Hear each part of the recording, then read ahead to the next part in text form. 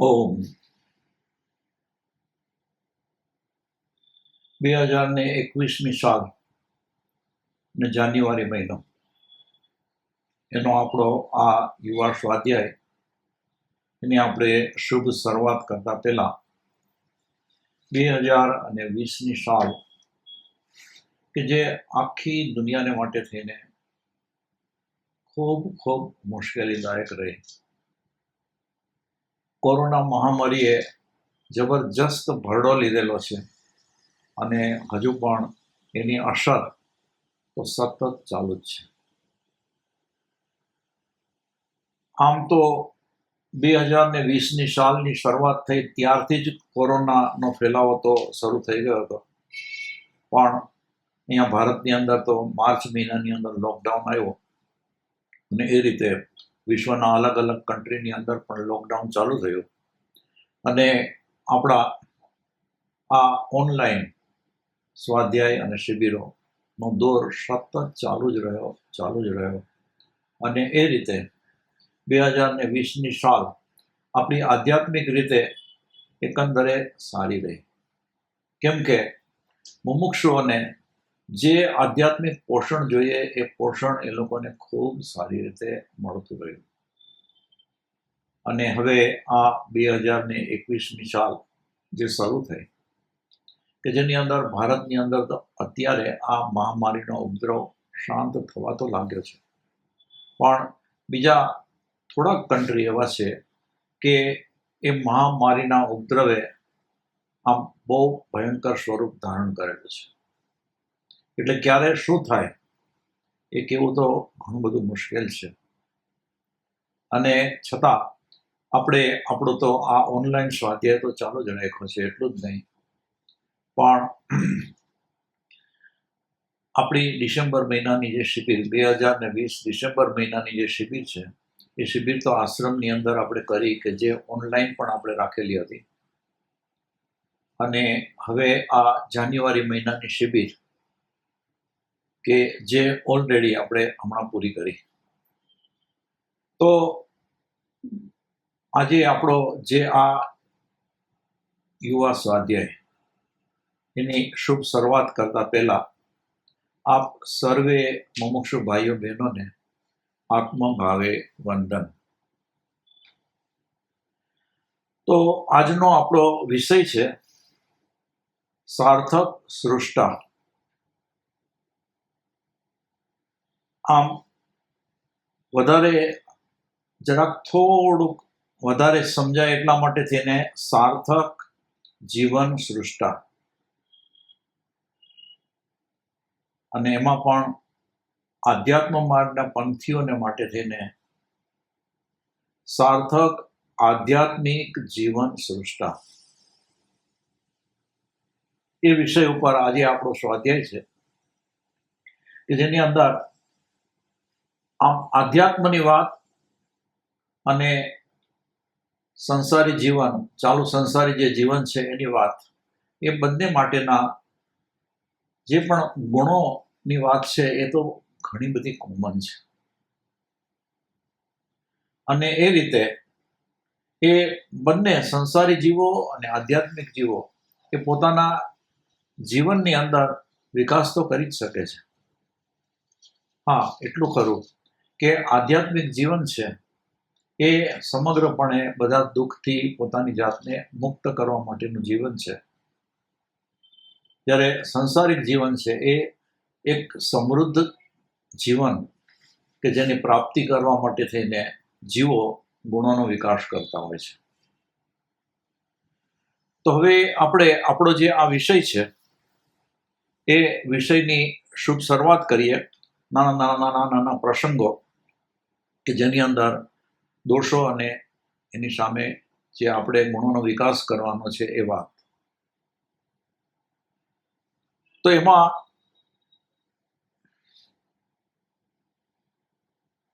એક વ્યક્તિ કહે છે કે ભગવાનને કહે છે કે હે પ્રભુ, તને નવા પ્રભાતના વંદન. આજ ફરીવાર પાછું સંઘર્ષ ક્ષેત્રમાં પ્રવેશ કરવાનું આવ્યું છે, તું મદદ કરજે. એક ભાઈ આવી પ્રાર્થના કરતા હતા. એ સાંભળી ગયેલા એમના નવા મિત્રે પૂછ્યું કે આ નવા પ્રકારની પ્રાર્થના સાંભળી ક્યાંથી લાવ્યા? તો આ વ્યક્તિ કહે છે કે મને એક જગ્યાએથી મળી. તો કે છે એ પ્રાર્થનાનું પ્રયોજન શું? તો કે પ્રયોજન એ જ કે મનની વૃત્તિ પતનલક્ષી હોય છે અને આત્માને ઉત્થાનમાં રસ છે. હવે આ પ્રયોજન જો કે મનની વૃત્તિ પતનલક્ષી હોય છે અને આત્માને ઉત્થાનમાં રસ હોય છે. આ સંઘર્ષમાં આપણે સતત જીવવાનું હોય છે. એમાં ટકવાને યોગ્ય માર્ગે ચાલવા માટે પ્રભુની મદદ જોઈએ. હવે આમ જેને વાત કરી, આ પ્રયોજન કીધું, તો એ ભાઈ એ તો આ સવારની પ્રભાતની જે ભગવાનને વંદના હતી, તો કે છે તો સાંજે શું કરવું જોઈએ? તો કે રોજની ઉન્નતિના સરવૈયા કાઢવાનું રાખવું જોઈએ. સવારે લડત શરૂ થઈ તો સાંજે એમાં શું કર્યું એ પણ સમજવું તો જોઈએ ને. આનો અર્થ તો એ થયો કે રાત અને દિવસ પૃથ્થકરણમાં રહેવું. ત્યારે આ વ્યક્તિ કહે છે કે એવું નથી. કઈ સપાટીએ આપણે જીવવા માંગીએ છીએ અને અત્યારે કઈ રીતે જીવીએ છીએ? આપણે વિચારપૂર્વક જીવવું કે ઘેટાની જેમ? તો એના જે મિત્ર છે એ કહે છે આમાં વળી ઘેટું ક્યાંથી આવ્યું? તો કે આપણે પોતાનું અનુકરણ કર્યા કરીએ એ પણ ઘેટાની જ મનોદશા છે ને. જાગૃત ભર્યું જીવન એ જ મોટી વાત છે. હવે આપણે આમ એક સરખી આપણી જિંદગી જીવતા હોઈએ, આમ એક ધારી સતત, જેમ ગઈકાલે આપણે આપણું પોતાનું જીવન વિતાવેલું હતું એવું જ આજે અને એવું જ આવતીકાલે, એમ સતત આપણે પોતાનું જ અનુકરણ કરીએ છીએ અને એ પણ ઘેટાની જ મનોદશા ને. અને હવે કે છે કે જાગૃતિ ભર્યું જીવન એ મોટી વાત છે. તો કે છે કે આના વગર પણ લોકો તો જીવતા જોવા મળે છે ને. જાગૃતિ ભર્યું જીવન નહીં, પણ છતાં લોકો જીવે તો છે ને. તો કે જે પોતાને ઓળખે અને એ રીતે જાણેલી શક્તિઓને ઉપયોગમાં લે એ જ ખરેખર જીવતા કહેવાય. પણ જેઓ માત્ર ઢસડા કરે છે એમને જીવતા કહેવાય કે? ને તોય જીવતાને નામે કેટલાય મરેલા માણસો આ જગતમાં જોવા મળશે. એમની અને પશુની વચ્ચે કંઈ ફરક નથી હોતો. એમાં પણ કોઈની પાસે પૈસા, પ્રતિષ્ઠા, સત્તા અને વૈભવો છે એટલા માત્રથી એ જીવંત માણસ બની જાય છે એમ નહીં કહી શકાય. શ્વાસ લેનારો પ્રત્યેક જીવ માણસ છે અને એ જીવે છે એમ પણ નહીં કહી શકાય. કેમ કે કેવું જીવન જોઈએ? તો કે જાગૃતિ ભર્યું જીવન જોઈએ. એ સાચું જીવન છે. હવે આમ આ બેઝિક આટલી વાત કરી, જાગૃતિ ભર્યું જીવન, અને એના માટે થઈને આપણે આ પ્રસંગ જોયો. હવે એ જીવનને માટે થઈને આપણે પેલા જે કશાય છે ક્રોધ, એને અનુલક્ષીને આપણે જોઈએ કે આપણે માત્ર ક્રોધની જ વાત કરીએ છીએ. મનોવૈજ્ઞાનિકોએ ક્રોધને એક સ્વાભાવિક માનવીય લાગણી ગણાવી છે. આ કોને ગણાવી છે? મનોવૈજ્ઞાનિકે. પણ એમના કહેવા માત્રથી જ એ માનવીય લાગણી બની જતી નથી. કેમ કે ચોરી કરે તો ચોરી એ કમાણી નથી, અસત્ય એ વાણી નથી, કાદવ એ પાણી નથી, એમ ક્રોધ એ શાણી દલીલ નથી. ક્રોધ એ શાણી દલીલ નથી. એ માત્ર અસંસ્કારી પશુના દાંતિયા છે. માણસમાં જે પ્રાકૃતતા પશુતાના અંશ રહેલા છે એની ખાતરી કરાવનારી આ પ્રક્રિયા છે. કેમ કે ક્રોધ છે એ આત્માનો સ્વાભાવિક ગુણ નથી, તો વૈભાવિક ગુણ છે. હવે એના અનુસંધાનની અંદર આ પ્રસંગ છે કે એક રજપૂતે સાવ સામાન્ય બાબતમાં ગુસ્સામાં આવી જઈ અને પોતાની પત્નીને મારી નાખી. એના પુત્રે એના વિશે ટપારતા એ ગુસ્સે ભરાયેલા રજપૂતે એને પણ વધેરી નાખ્યો.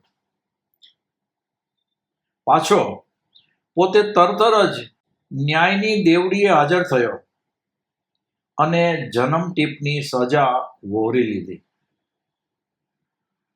જેલમાં પહોંચતા જ એને પ્રેમાળ પત્ની અને લાડકો પુત્ર યાદ આવવા લાગ્યા. પણ એ વખતે તો ઘણું મોડું થઈ ગયું હતું. એક એકાંત કોટડીમાં એના પસ્તાવાનો પહાર નહોતો, પણ એ કરે શું? એટલે ક્રોધનો આરંભ મૂર્ખાઈથી થાય છે અને અંત પશ્ચાતાપમાં આવે છે. ક્રોધનો આરંભ મૂર્ખાઈથી થાય છે અને અંત પશ્ચાતાપમાં આવે છે. પણ જ્યારે ક્રોધ શરૂ થાય છે ત્યારે દુર્બુદ્ધિ અને મૂર્ખાઈનું રાજ્ય એટલા જોરમાં ચલણ ધરાવતું હોય છે કે બધું ભૂલી જવાય છે. આમ આ ક્રોધ કે આપણે આધ્યાત્મિક પુસ્તકોની અંદર તો ક્રોધનું સ્વરૂપ ઘણું સૂક્ષ્મ રીતે જોઈએ છીએ અને એ કેવી રીતે દૂર કરવો એનો પણ આપણે બધા અભ્યાસ કરતા હોઈએ છીએ. અને એ ક્રોધનું જે સ્વરૂપ છે એના એક મુખ્ય મુદ્દા આની અંદર આપવામાં આવ્યા. અને એ ક્રોધ કેવો છે કે માણસ બધું ભૂલી જાય, પોતાની જાતને પણ ભૂલી જાય એવો એ અંધ બની જતો હોય છે. એટલે આ ક્રોધના જોયા પછી બીજી વાત છે અધીરાઈ. તો માણસે અધીરા ન થવું જોઈએ. એમ ડોક્ટર રામચરણે એક શ્રીમંતને કહ્યું. ત્યારે આ શ્રીમંત કહે છે કે અધીરતા તો આપણે જાગતા છીએ એની નિશાની છે. ત્યારે ડોક્ટર રામચરણ કહે છે કે આપણને એમ લાગે છે એટલું જ. એ અધીરતા ક્યારે બીજો જલદ રંગ ધારણ કરે એ કહી શકાતું નથી. ત્યારે કે છે કેવો રંગ, કેવો જલદ રંગ કીધું ને, તો કે છે કેવો રંગ, તો કે દાખલા તરીકે ક્રોધનો. ત્યારે શ્રીમંત કહે છે એમ? ત્યારે રામચરણ કહે છે કે હા, ક્રોધ એટલે સઘન અધીરતા. જુઓ આ ક્રોધને માટે વિશેષ કે ક્રોધ એટલે સઘન અધીરતા. તમારું મન માને જ નહીં, સમજી શકે જ નહીં, સમજાવી શકે જ નહીં, એટલે એની અધીરતા વધે છે અને એ ગુસ્સામાં પરિણામે છે. જ્યારે આમ કહેવામાં આવ્યું ત્યારે એ જે શ્રીમંત છે એ કહે છે વાત તો સાચી છે. હવે આપણે આ ક્રોધ જોયો, અધીરતા જોઈ, તો કે છે કે લગભગ બધા દુર્ગુણો આ રીતે જ જન્મતા હોય છે. અધીરતા આત્મસંયમની ઉપણ જ સૂચવે છે. આત્મસંયમ એ એની અંદર નથી, અથવા તો બહુ જ ઓછો છે, અને એટલા માટે એની અંદર અધીરાઈ રહેલી છે. હવે આટલું કીધા પછી કે છે, તમે જાત પર કાબુ રાખી શકો તો ઘણી વ્યથાઓમાંથી મુક્ત રહી શકો. હવે આ બધા જે કંઈ પણ દુર્ગુણો છે એને દૂર કરવા હોય તો જાત પરનો કાબુ. એટલે તમે જાત પર કાબુ રાખી શકો તો ઘણી વ્યથાઓથી મુક્ત રહી શકો. એટલે જગતભરના સંતોએ જે અનેક સાધનાઓ બતાવી છે તે આ કારણે જ. માણસ જ્યારે પોતાની જાત પરનો કાબુ ગુમાવે છે ત્યારે એ પોતે રહેતો નથી. એ ક્યારે શું કરી બેસે એ જ ન કહેવાય. આવી પરિસ્થિતિ જ્યારે પોતાનો કાબુ ગુમાવે છે ને ત્યારે. તો આ આપણે જે દુર્ગુણો છે એની સામેની જે વાત કે જાત ઉપરનો કાબુ રાખવો, અને તો જ આપણે આ બધી વ્યથામાંથી મુક્ત થઈ શકીએ. હવે બસ એના જ અનુસંધાનની અંદર આ પ્રસંગ જોઈએ કે ગુરુદેવ ટાગોર શાંતિ નિકેતન જેવી વિરાટ સંસ્થા લઈને બેઠેલા ત્યારે એમની સામે પ્રશ્નો ઓછા નહોતા હોતા.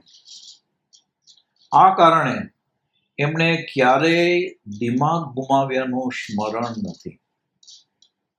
તો અનેક પ્રોબ્લેમ્સ તો એને સહન કરવા જ પડે, પણ એ તો શાંત ભાવમાં જ રહે, એનો દિમાગ અપસેટ ન થાય. એટલે ક્યારેય દિમાગ ગુમાવ્યાનું સ્મરણમાં નથી. એટલે દીનબંધુ એન્ડ્રુસ એમને એમ કે આપ તો જબરા સંયમી. તો ટાગોરજી કહે છે કે આમાં તમને સંયમ દેખાયો? તો કહે છે કેમ નહીં? ત્યારે ટાગોર કહે છે મને તો આમાં સંયમ કરતા સમજણનો ફાળો વધુ લાગે છે. હવે સંયમની સાથે સમજણ આવી. એટલે જે સમજણ છે એની અંદર જે કંઈ પણ પ્રોબ્લેમ સામે આવે ત્યારે દિમાગ નથી ગુમાવવાનું, અને મનોવ્યથા દબાવી અને મૂંગા રહેવું એ ભારે સંયમ માગી લે છે. એમાં સમજણની જરૂર અવશ્ય છે, અને આ હકીકત હોવા છતાં પણ બધા અલગ અલગ સ્વભાવવાળા જીવો હોય ને, કે એમાં તો કોક જીવ એવા પણ હોઈ શકે સમજણવાળા પણ સંયમને રાખી ન પણ શકે. હવે સમજણ છે અને છતાં સંયમ નથી રાખી શકતા. એનું શું કારણ? તો કે છે કદાચ પૂરતો પ્રયત્ન કરતા નથી. પછી આ પ્રયત્નની વાત આવી એટલે મારી જેમ તમને પણ અકળામણ થવાનો સંભવ છે. પણ પ્રયત્ન વિના કોઈ સરળ રસ્તો નથી. તેનું શું? પ્રયત્ન તો ભાઈ કરવો જ પડશે. હવે આ મનોવ્યથા દબાવીને મૂંગા રહેવું અને સંયમ કેળવવો, આ શું એની મેળે સંયમ આવી જશે વગર પ્રયત્ને? અને શું એક બે વખત પ્રયત્ન કરે એટલે સંયમ ભાવ આવી જશે? પ્રયત્ન તો સતત કરતા રહેવું પડે ને. અથવા તો આપણે બીજી રીતે કહીએ તો સંયમ રાખવા માટેનો પુરુષાર્થ, સંયમ રાખવા માટેની જાગૃતિ એ તો સતત રાખવી જ પડે ને, તો જ સંયમ આવી શકે ને. હવે એક પ્રસંગ છે કે હમણાં એક દાદાને મળવાનું થયું. દાદા એટલે મોટી ઉંમરના. એક એવી પરંપરા સર્જાય કે અકસ્માતોની, કે એમાંના એક એવી પરંપરા સર્જાય અકસ્માતોની કે એમના પત્ની, પુત્રો અને પ્રપૌત્રો મરણ પામ્યા અકસ્માતમાં, અને 3 પૌત્રીઓ બચી ગઈ. હવે આખું કુટુંબ ખલાસ થઈ ગયું દાદાનું. ખાલી 3 પુત્રીઓ બચી નાની ઉંમરની. દાદાએ એમને માટે પોતાનું જીવન ટકાવ્યું. મૂકી દીધેલો ધંધો હાથમાં લીધો, ઘર સંભાળ્યું અને દીકરીઓને પિતાનું રક્ષણ અને માતાની હૂંફ પૂરા પાડ્યા. આ તે કેવી અડગતા! બીજા સામાન્ય માણસો કે જે આવો પ્રસંગ જોઈ અને આપઘાત કરીને ખતમ થવાનું વધુ પસંદ કરે, પણ એમણે અજબ હિંમત દાખવી અને એટલું બધું સહ્યા પછી પણ મીણો ભણવાની ના પાડી. આ એક ગજબની સિદ્ધિ ગણાય. આ દાદાનો આ પ્રયત્ન કેવો હશે, આ પુરુષાર્થ કેવો હશે. હવે આવે છે ઉશ્કેરાટ. આ બધા જેને કહીએ ને કે અવગુણો, એ બધાની અંદર વધતા ઓછા પ્રમાણમાં તો રહેલા જ હોય. આધ્યાત્મ માર્ગના પંથી છીએ એટલે આપણે એને તો દૂર કરવાના છે, અને આની અંદર મનોવૈજ્ઞાનિક રીતે સમજણ કેળવી અને કેવી રીતે દૂર કરવા એનો કંઈક ને કંઈક રસ્તો તો દેખાડેલો છે. તો ઉશ્કેરાટ માટેનું યોગ્ય કારણ હોય છતાં માણસ શાંત રહે એ અગત્યનું છે. સામે એવું કારણ, જબરજસ્ત કારણ આવેલું હોય અને છતાં શાંત રહેવું, એ કેવી મોટી વાત બની જાય છે. આનું આચરણ કેવા જેટલું સહેલું નથી, પોતાના આચરણમાં લાવવું એ સહેલું નથી, પણ સર્વત્ર આ જ મહત્વનો પાયો છે કે દર્શનને વાણી કરતા વ્યવહારનો ટેકો મળે છે ત્યારે એ અદ્ભુત બળયુક્ત બની જાય છે. હવે આની અંદર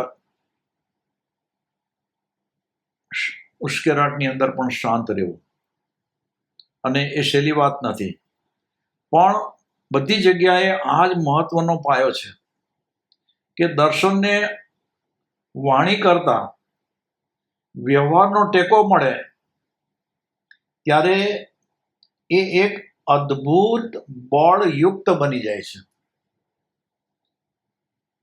અને એ જે બળ છે એ એને શાંત રહેવાને માટે થઈને ટકાવી શકે છે. પણ સામાન્ય રીતે જગતના બધા જીવો કેવા હોય છે કે કેટલાક લોકો પોતાની ચિંતા, ક્રોધ, અધીરતા અને ઉશ્કેરાટને ન્યાયી ઠેરવવા માટે દલીલો કરે છે. જે વાત પાયામાં ખોટી છે એને તમે તર્કસંગત બનાવો એટલે એ સાચી ઠરતી નથી કે ઓછું નુકસાન કરતી નથી. હવે આમ હકીકતની અંદર ઉશ્કેરાટ થયો અને એવી રીતે જીવને ચિંતા થઈ, ક્રોધ આવ્યો, અધીરો બન્યો, ઉશ્કેરાઈ ગયો, અને લોકો દલીલ કરે કે ભાઈ આમ થવાનું કારણ આ હતું. એટલે આમ શું છે, કહેવાનો મતલબ એ કે જે નિમિત્ત હોય ને એને દોષિત બનાવી અને પોતે દોષિત નથી, અથવા તો પોતે ઓછામાં ઓછો દોષિત છે એવી દલીલ કરી અને ઠસાવવાનો પ્રયત્ન કરે. અને લગભગ બધા લોકો આમ જ કરતા હોય. તો ચિંતા, ક્રોધ, અધીરતા અને ઉશ્કેરાટને ન્યાયી ઠેરવવા માટે દલીલ કરે છે. જે વાત પાયામાં ખોટી છે એને તમે તર્કસંગત બનાવો એટલે એ સાચી ઠરતી નથી કે ઓછું નુકસાન કરતી નથી. નુકસાન તો તમને કરે જ છે. દલીલો પછી પણ માણસે નુકસાન સમજીને એ સ્વીકારવું જ જોઈએ કે ઉશ્કેરાટ એ માનસિક નબળાઈ છે અને એમાંથી મુક્ત થવું જોઈએ. ઉશ્કેરાટને માનસિક નબળાઈ કીધી, અને જો શાંત જીવન જીવવું હોય તો એનાથી મુક્ત થવું જ જોઈએ. હવે જે પ્રસંગ આવે છે એ વશિષ્ઠ ઋષિ અને ભગવાન રામનો આ પ્રસંગ છે કે મહર્ષિ વશિષ્ઠ રામભદ્ર અને લક્ષ્મણજીને પોતાની સાથે જંગલમાં રાક્ષસોનો ત્રાસ નિવારવા માટે લઈ ગયેલા. કોઈક વાર રામભદ્ર અકારણ નિરાશ થઈ જતા. હવે આમ લઈ ગયા, રાક્ષસોનો ત્રાસ નિવારવો છે કે એને યજ્ઞ કરવો હતો અને એમાં રાક્ષસો ઉપદ્રવ કરતા હતા, એટલે એ નિવારવા માટે થઈને એ રામ અને લક્ષ્મણને પોતાની સાથે લઈ ગયા. પણ કોઈક વાર રામભદ્ર એટલે કે આમ ભગવાન રામ અકારણ નિરાશ થઈ જતા. ત્યારે વશિષ્ઠે એમને પૂછ્યું કે આવો નિર્વેદ કેમ ચાલે છે? આમ તમે શા માટે નિરાશ થાઓ છો? ત્યારે ભગવાન રામ કહે છે, મને એ જ નથી સમજાતું. તો કહે છે, રામ, જીવનને કોઈ સિદ્ધિની ભૂમિકાએ લઈ જવું છે?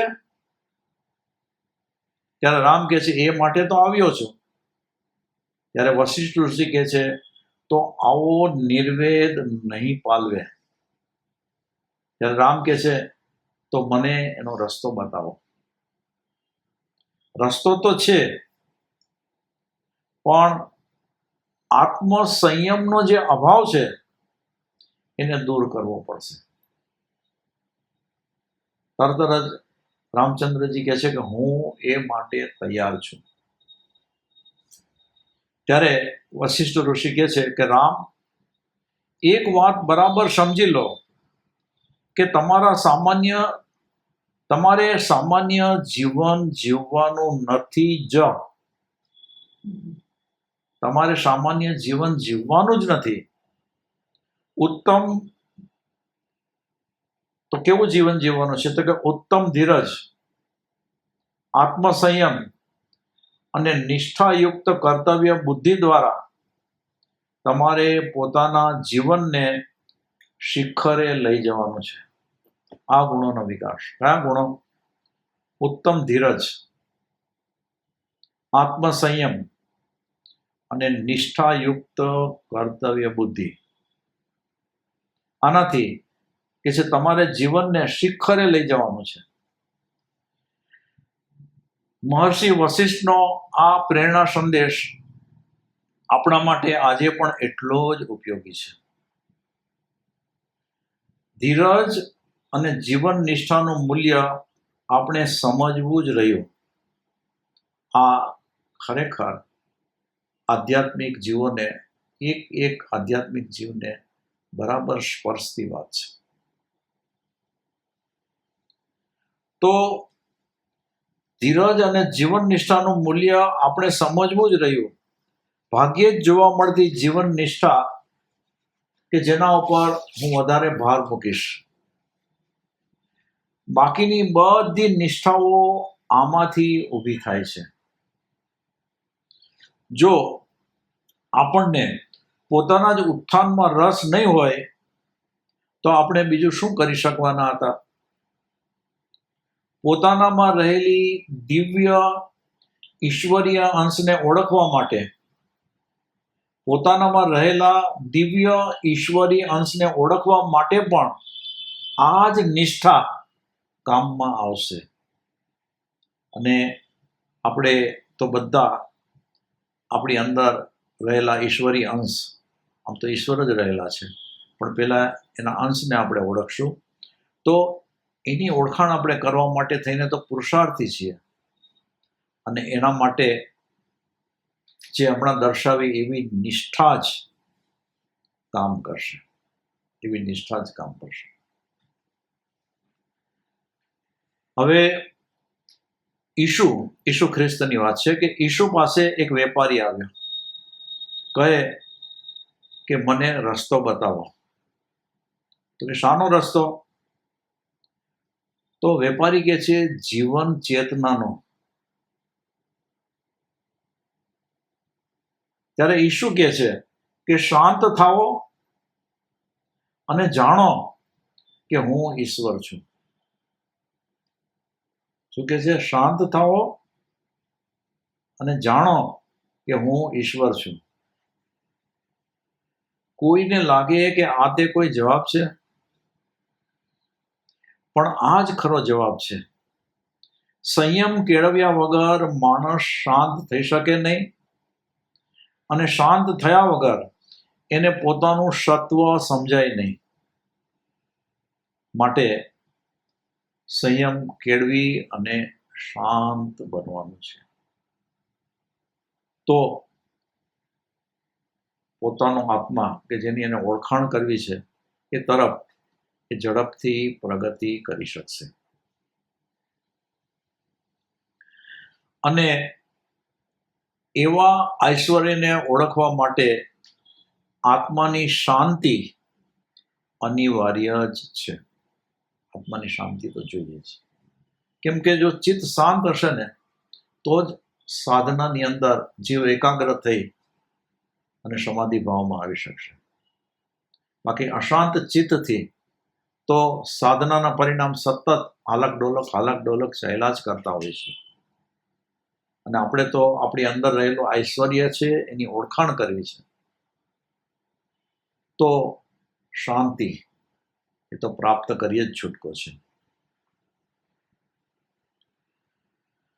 હવે બીજો પ્રશ્ન છે કે બે મિત્રો, એમનામાં સરખા તત્વ ઘણા, એટલે કે ઘણી બધી સરખામણી, પણ એક તફાવત મોટો. એક જણ ભાગ્યે જ બોલે અને બીજો બસ બોલ જ કર્યા કરે. તો તમે ઓછું બોલો છો, આ બહુ બોલનારો પેલાને ટપારે છે. એટલે પેલાએ શું જવાબ આપ્યો? હા. બસ પેલાનો આ એક અક્ષરી જવાબ. એટલે પેલો બોલ કરનારો કે છે પણ મારો જવાબ તો આપો. તો એ કે છે કે તમે બરાબર બોલ્યા, આ જવાબ. તો હવે આ ઉશ્કેરાઈ જાય છે મિત્ર, કે છે આ તો મૂર્ખાઈ કહેવાય. તો જે ઓછા બોલો છે એ ખાલી શું કે છે? હા. તો વિચાર આવે તેમજ બોલી નાખનારા આ સજ્જનને,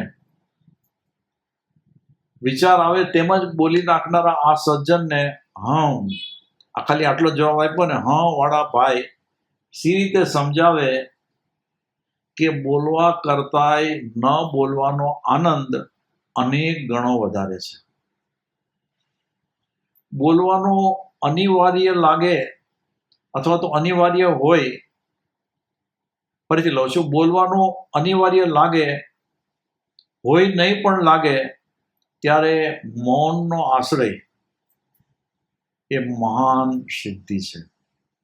બોલવાનું અનિવાર્ય લાગે હોય નહીં પણ લાગે ત્યારે મૌનનો આશ્રય એ મહાન સિદ્ધિ છે. આત્માના ઊંડાણોને એ સ્પર્શે છે અને ત્યાંથી જ એ પ્રાપ્ત થાય છે. તો આ ઓછું બોલવાનું વાત, એટલે કે જરૂરત વગર જરા પણ વધારે ન બોલવું. એનાથી મહાન સિદ્ધિઓની પ્રાપ્તિ થાય છે. આત્માના ઊંડાણને એ સ્પર્શે અને એ ઊંડાણમાં જ એ પોતાને આત્માની પ્રાપ્તિ થઈ શકે. હવે સ્વામી વિવેકાનંદની વાત છે કે સ્વામી વિવેકાનંદ એમના સાથી ગુરુભાઈઓને કહેતા, કે પાંખ અને પથ્થરની સાધના કરો. પાંખ એટલે ઉડવાનું અને પથ્થર એની સાધના કરો. તો કે છે એ વળી શું? ઉડતા શીખો અને પાછા વળતા શીખો. તો કે છે કે જરા સમજાવો, આ તમે શું કહેવા માંગો છો? તો કે ઈચ્છા શક્તિની પાંખ વિકસાવો અને મનોનિગ્રહનું નિયંત્રણ બળ કેળવો. તો ઈચ્છા શક્તિની પાંખ વિકસાવવાની અને મનનો નિગ્રહ કરવાનો. એ મનોનિગ્રહનું બળ વધતું જ જવું જોઈએ, વધતું જ જવું જોઈએ. તો કે જે એથી શા લાભ થાય? તો કે ઈચ્છા શક્તિ અને મનોનિગ્રહ આપણને સાચા માણસ બનાવે છે. મોટા ભાગના લોકો ઈચ્છા શક્તિ વગરના જ હોય છે. એમની ઈચ્છાઓ સાવ નિર્બળ હોય છે, તો પણ તેમને નિયંત્રણમાં રાખવાનું એમને ફાવતું નથી. હવે આવી નિર્બળ ઈચ્છાઓ હોવા છતાં પણ એને નિયંત્રણમાં તો રાખી જ નથી શકતા જીવો. ને ખરેખર આ નિયંત્રણમાં રાખવાની વાત છે ને એ ઘણી કપરી છે. વગર પુરુષાર્થે, વગર સમજણે આ નિયંત્રણ પ્રાપ્ત કરવું એ કઠિનમાં કઠિન કાર્ય છે. આમ સામાન્ય માણસ બે બાજુથી માર ખાય છે. એક તો નિર્બળ ઈચ્છા શક્તિને લીધે એ ગીતામાં પ્રબોધેલી યોગ્ય કામનાઓ યોગ્ય રીતે કરી શકતો નથી. અને બીજી બાજુ એ પાણીમાં જે નાના ખાબોચિયા ભરાય તેના કાદવમાં એ ખૂંપી જાય છે. એટલે એને બે બાજુથી એને માર પડે છે. તો હવે આ ઈચ્છા શક્તિ અને મનોનિગ્રહ એ આપણે વાત જોઈ. હવે નેપોલિયનની વાત આવે છે. આટલો શક્તિશાળી નેપોલિયન કે જેને લગભગ આખી દુનિયા ઉપર જીત મેળવી, એ બાળક હતો ત્યારે કેવો હતો? કે નેપોલિયન જ્યારે નાનો હતો ત્યારે ગરીબીને કારણે એ શેરીના છોકરા નેપોલિયન જ્યારે નાનો હતો ત્યારે ગરીબીને કારણે એને શેરીના છોકરાઓ હેરાન કરતા. એ મૂડ બની અને રડતો. ત્યારે એને એની માં પૂછે કે તું શા માટે રડે છે? તો કે બધા છોકરા વારાફરતી સેનાપતિ બને છે, મને એકલાને જ નથી બનાવતા. હવે એની માં કેવી હશે કે નેપોલિયનને શું કહે છે કે તું તારો સેનાપતિ બન બેટા, કોઈ તને શું સેનાપતિ બનાવે? અને તું એવી ઈચ્છા પણ શા માટે રાખે છે? તું જ તારો સૈનિક અને તું જ તારો સેનાપતિ. ત્યારે આ બાળ નેપોલિયન શું કહે છે કે મારા લશ્કરમાં કોણ આવશે? ત્યારે એની માં કહે છે કે તું સેનાપતિ થઈ અને જીવવા માંડ, સૈનિકો તને અનુસરવા માંડશે. અને ખરેખર બન્યું પણ એમ જ કે નાનકડા નેપોલિયને પોતાની શક્તિઓના સૈન્યને કેળવવા માંડ્યું. ફરીથી લઉં છું કે નાનકડા નેપોલિયને પોતાની શક્તિઓના સૈન્યને, આ કયું સૈન્ય છે? પોતાની શક્તિ. પોતાની શક્તિઓના સૈન્યને કેળવવા માંડ્યું અને એ ખરેખર સેનાપતિ બની ગયો. અસંખ્ય સૈનિકો અને સુબેદારો એને આવી અને મળ્યા અને જગતના ઇતિહાસમાં એ અમર બની ગયો.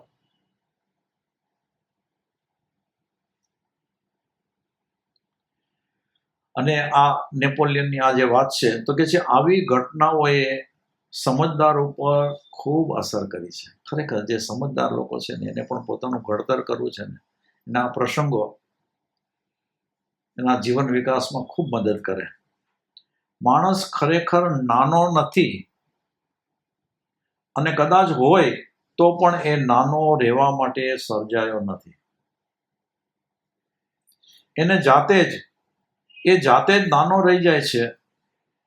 હવે આ જે સ્લોગન છે કે માણસ ખરેખર નાનો નથી, અને હોય તો પણ એ નાનો રહેવા માટે સર્જાયો નથી.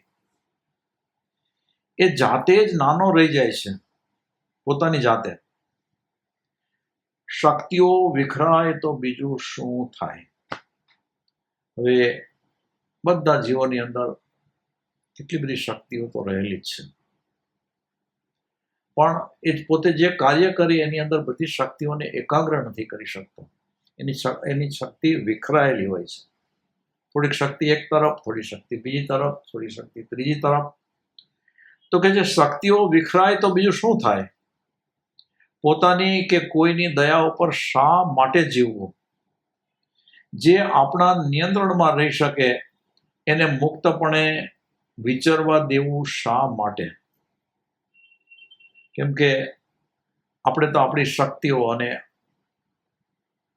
આપણી અંદર રહેલા દોષો છે એને આપણે નિમંત્રણમાં જ રાખવાના છે. હવે એને આપણે નિમંત્રણમાં ન રાખીએ અને મુક્તપણે વિચરવા દઈએ તો આપણે તો દોષોથી ભરેલા બની જઈએ.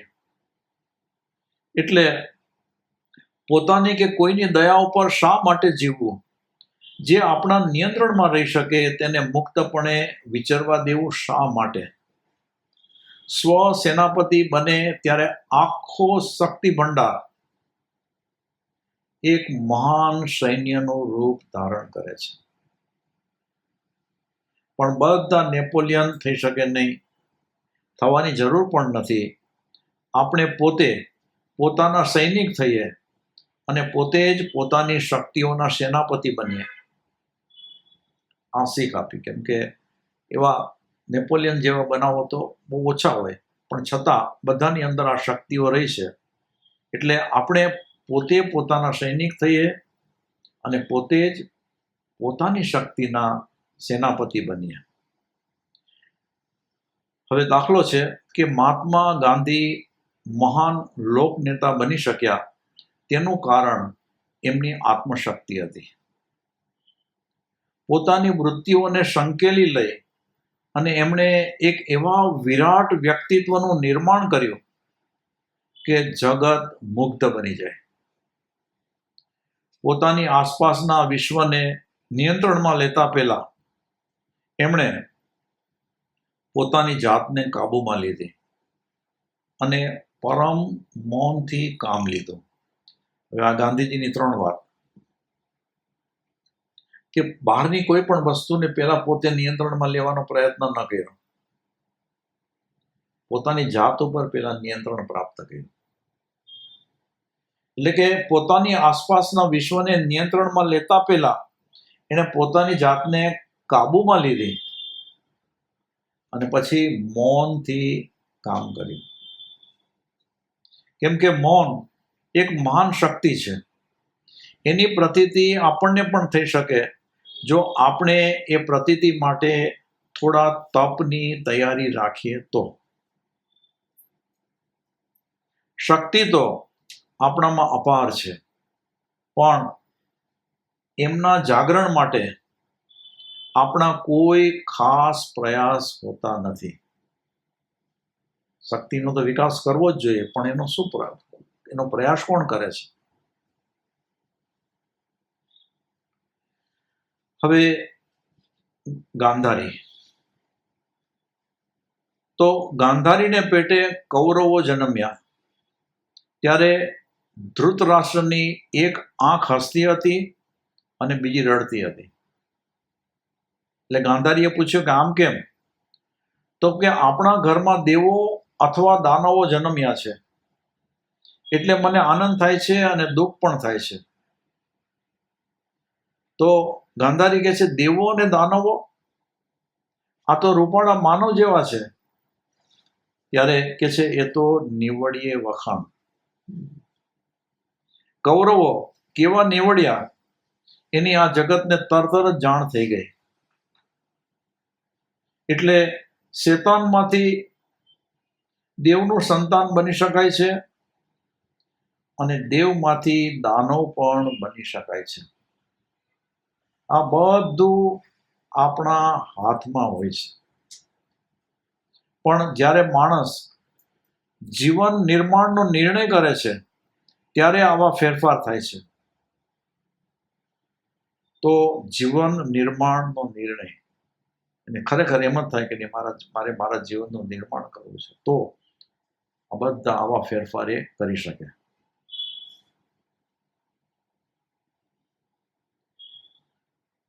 હવે તથાગત બુદ્ધ છે, એનો શિષ્ય, જે પ્રથમ શિષ્ય છે આનંદ, એને પૂછ્યું કે પ્રભુ, આપની સિદ્ધિઓનો સાર શું?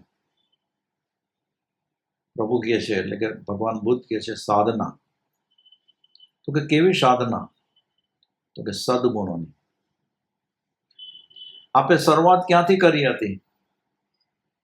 તો કે છે, આનંદ, જાત પર વિજય મેળવવા માટે જે કંઈ પણ કરીએ એમાં સદગુણોની સર્વ સાધના આવી જાય છે. બસ જીવે પોતાની જાત ઉપર કાબુ પ્રાપ્ત કરી લેવો જોઈએ, વિજય પ્રાપ્ત કરી લેવો જોઈએ. કેમ કે આપણે દેવમાંથી દાનવ પણ બની શકીએ અને દાનવમાંથી દેવ પણ બની શકીએ, પણ જો જાત ઉપર કાબુ પ્રાપ્ત કરેલો હોય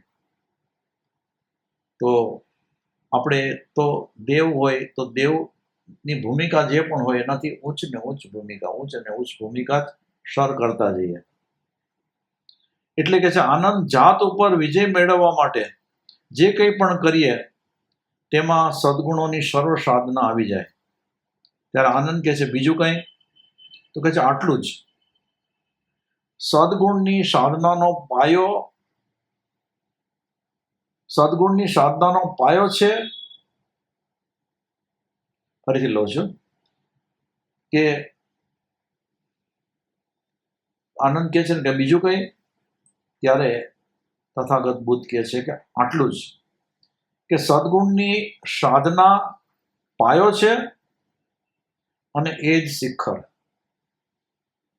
સદગુણની સાધના એ પાયો છે અને એ જ શિખર છે. આ સાધના જાત વિજય વગર કોઈ પણ સંજોગોમાં પૂરી થતી નથી. પોતાની જાત ઉપર વિજય મેળવવો જ પડે તો એ સાધના પૂરી કરી શકાય. તમામ સદગુણો પોતાની જાત પરના વિજયમાંથી પ્રાપ્ત થાય છે. આ સત્ય ભગવાન બુદ્ધ અને બીજા અસંખ્ય પુરુષોએ આપણને સમજાવ્યું. હવે આ પછીનો જે પ્રસંગ છે, સ્વામી વિવેકાનંદ, એને હુક્કો પીવો બહુ ગમતો. એટલે મહાપુરુષ શિવાનંદે એમને કહ્યું કે આપણા ગુરુદેવની પરંપરામાં આ શોભતું નથી. ત્યારે વિવેકાનંદ કહે છે, એ તો હું પણ સમજુ છું. તો શિવાનંદજી કહે છે કે માત્ર સમજીને બેસી રહેશો? તો કે ના, કંઈક કરવું છે. શિવાનંદજી કહે છે, પણ ક્યારે?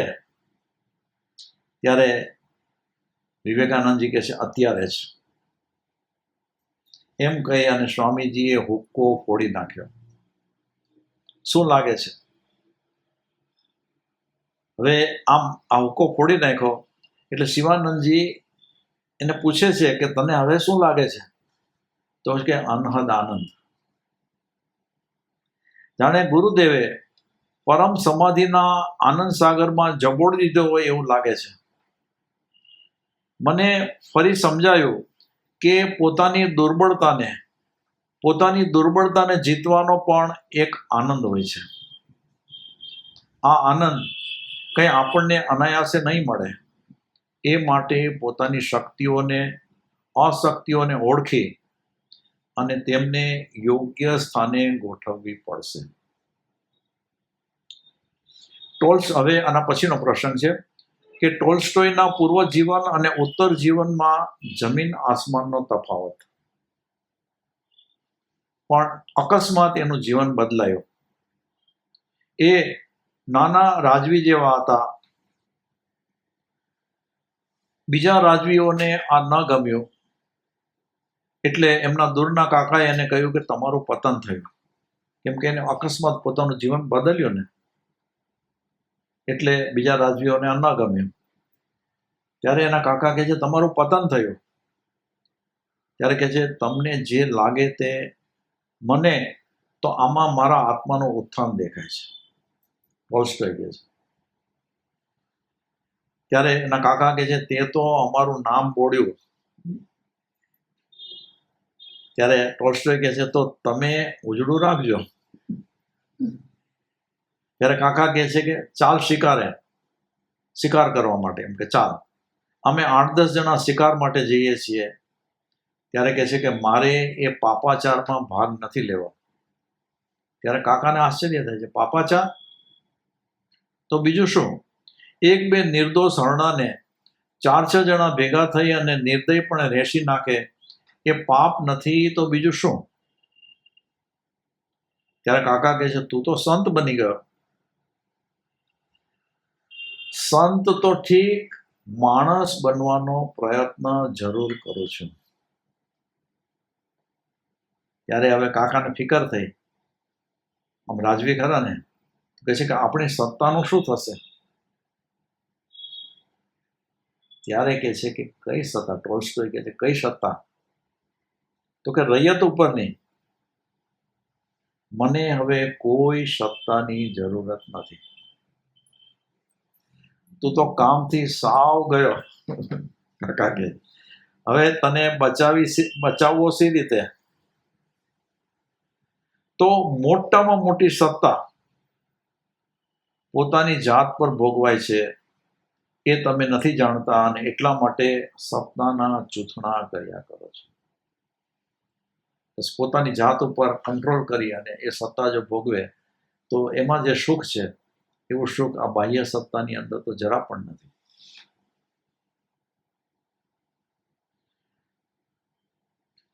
હવે પણ પેલા આંધળાઓને એ સી રીતે ફાવે? કેમ કે એના કાકાની વાત કરે છે કે આંધળાઓને એ સી રીતે ફાવે? એમની રસમ જુદી હતી, તો એમના જીવન પણ એવા જ હતા ને. હવે આમ આ એક પ્રસંગ છે ને, એ આમ જીવન ઘડતર માટેની બહુ જ મહત્વની એક વાત દર્શાવતા જાય છે. એમાં આ વાત છે દિતિ અને અદિતિ, 2 બહેનો હતી. દિતિના પુત્રો દૈત્યો કહેવાયા અને અદિતિના દેવો અને દૈત્ય. અદિતિ પોતાના પુત્રોને કહે કે પેલાની સાથે રમવા નહીં જવાનું. કે છે કેમ?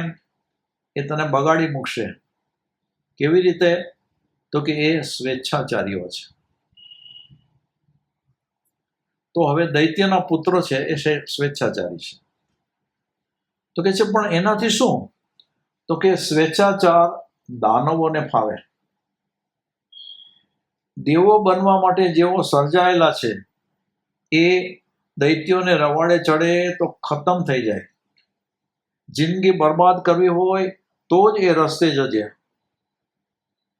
તો સ્વેચ્છાચારી દાનવોની શી સ્થિતિ થઈ એ તો આખું જગત જાણે છે કે એનું કેવું પતન થાય છે.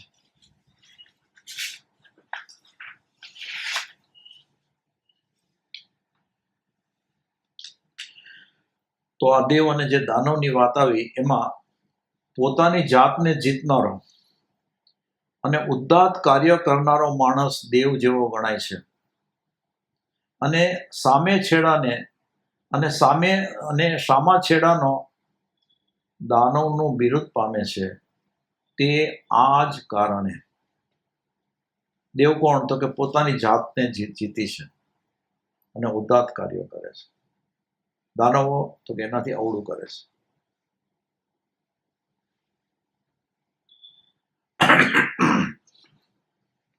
બર્નાર્ડ શોનું પૂર્વજીવન સાવ સામાન્ય હતું. હવે આ બર્નાર્ડ શોની વાત આવી.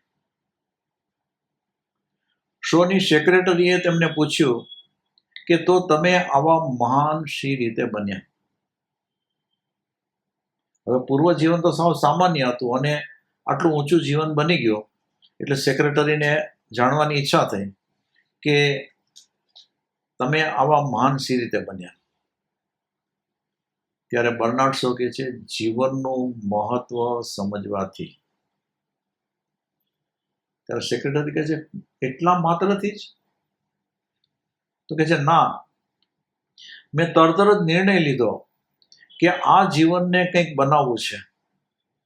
આમ પણ પ્રયત્ન કરીને માણસ પોતાની જાતને યોગ્ય રીતે ઘડી શકે એ વાત મને બરાબર સમજાઈ ગઈ હતી. ઘણાને એ સમજાય છે. હવે આ બર્નાર્ડ શોને તો પોતાનું જે જીવન છે એનું જે ઘડતર કરવાનું છે એનું એને યોગ્ય રીતે ઘડતર કર્યું અને એને બરાબર સમજાઈ ગયું હતું કે જીવન ઘડતર તો થવું જ જોઈએ, યોગ્ય રીતે થવું જોઈએ. હવે આમ સામાન્ય રીતે જગતના બધા જીવોને આ વાત સમજાય, વાંચે સાંભળે એટલે સમજાય તો ખરી, પણ ખાલી વાંચે એટલું સમજાણું એટલું જ, પણ બધા હતા ત્યાં ને ત્યાં રહી જાય છે, કેમ કે કોઈ પ્રયત્ન નથી કરતો. કોઈક વિરલ જ જીવ કે જેને કોઈક વિરલ જ જીવનને યોગ્ય ઉચ્ચ ભૂમિકાએ લઈ જાય છે. આવો વિરલ જીવ કે પોતાનું જીવન એકદમ ઉચ્ચ ભૂમિકાએ લઈ જાય. હવે છેલ્લો પ્રસંગ છે કે મારા એક મિત્ર હતા, એટલો ધમાલ્યો જીવ કે પડવાની શાંતિ નહીં. 2 કારખાના ચલાવે, મહિને 5 આંકડાની આવક, સાંજ પડે એટલે ક્લબમાં જાય, રાત્રે 3-4 વાગે ઘેર આવે, સવારે 9 વાગે જાગે અને પછી ફેક્ટરીમાં. ક્યાંય દાન આપવામાં માને જ નહીં, સમાજ સેવામાં રસ નહીં, જાતે ખાવું પીવું અને તાગડધીના કરવા એ જ એનો રસ. એમના આ જીવનની ખબર તો મને પાછળથી પડી. અમારો પરિચય થયો ત્યારે તો એ સંત જેવું જીવન જીવતા હતા. પરિચય થયો ત્યારે તેમનું જીવન ખૂબ સુંદર હતું, પણ એની પહેલાંનું જીવન કેવું હતું એ આની અંદર પહેલાં કીધું. કેમ કે અમારો પરિચય થયો ત્યારે તો એ સંત જેવું જીવન જીવતા હતા. એક વખત એ મને કહે કે સ્વામી રામતીર્થના સાહિત્ય મને દાનવમાંથી માનવ બનાવ્યો. તો કે છે ખરેખર? તો કે હા, મારા જેવું અમાનવીય જીવન કોઈનું નહીં હોય, પણ હું બદલાયો તે બદલાયો. હવે બદલાયો તો કે છે એના કોઈ લાભ, તમને એના કોઈ લાભ થયા ખરા? તો કે છે મોટો લાભ એ કે પરમ શાંતિ મળી ગઈ. ત્યારે કે છે ખરેખર? તો કે હા, આ પહેલા કલ્પના પણ નહોતી કે માનવીનું મન આટલી શાંતિ મેળવી શકે છે. ત્યારે લેખક કહે છે કે હવે એ બરાબર શાંતિને જાળવી રાખજો. કે છે કે કેમ નહીં?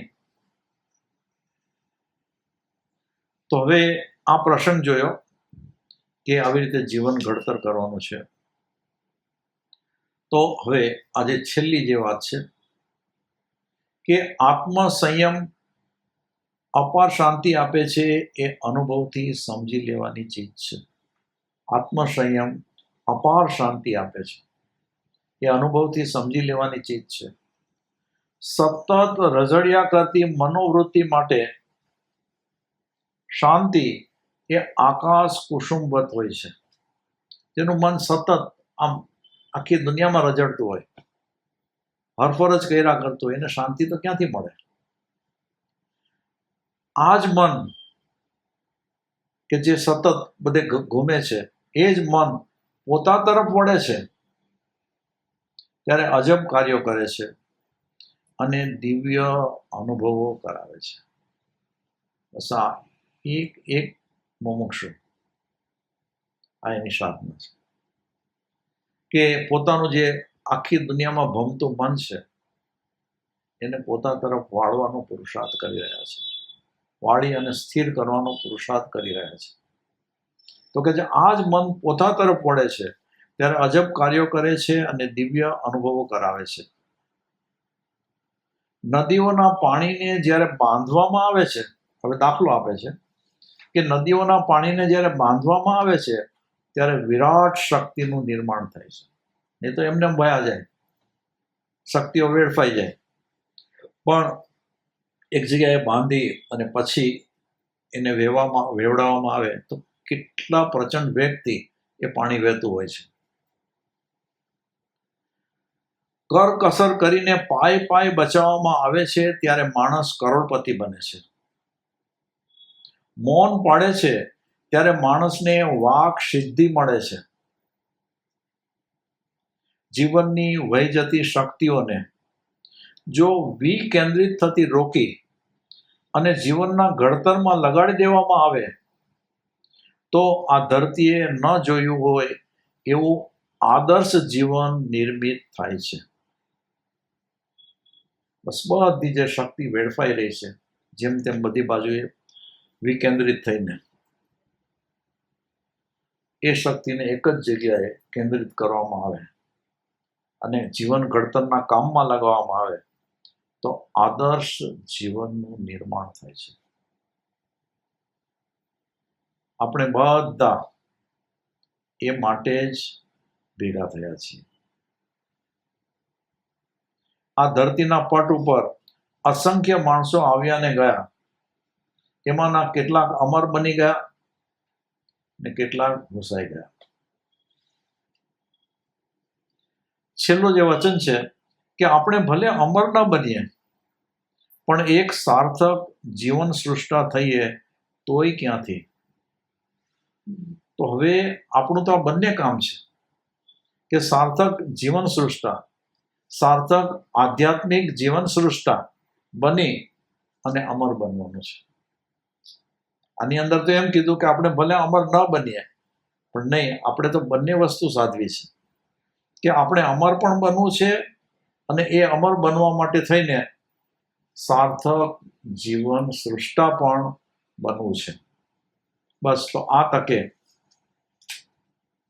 આવું જીવન ઘડતર, સાર્થક જીવન સૃષ્ટા, સાર્થક આધ્યાત્મિક જીવન સૃષ્ટા કે જે બનવા માટે ચોક્કસપણે આધ્યાત્મ માર્ગના પંથીઓ પુરુષાર્થી તો હોય જ છે પણ એને ખરેખર બરાબર વ્યવસ્થિત રીતે પોતાનું જીવન ઘડતર જે કરવાનું છે કે જેમાં એની અંદર રહેલા જે દોષો છે એને દૂર કરતા જવાના છે, ગુણોનો વિકાસ કરતા જવાનો છે, પોતાની શક્તિને જે વિકેન્દ્રિત થતી હતી એને બરાબર કેન્દ્રિત કરવાની છે, પોતાની સાધનામાં લગાડવાની છે. આટલી વાત કરી અને આ નવા વર્ષનો પ્રથમ મહિનો જાન્યુઆરી મહિનો અને એનો આ યુવા સ્વાધ્યાય એ આપણે અહીંયા પૂરો કર્યો અને બધાને શુભેચ્છા પાઠવી અને મારી વાત અહીંયા પૂરી કરું છું. સદગુરુ દેવ કી જય.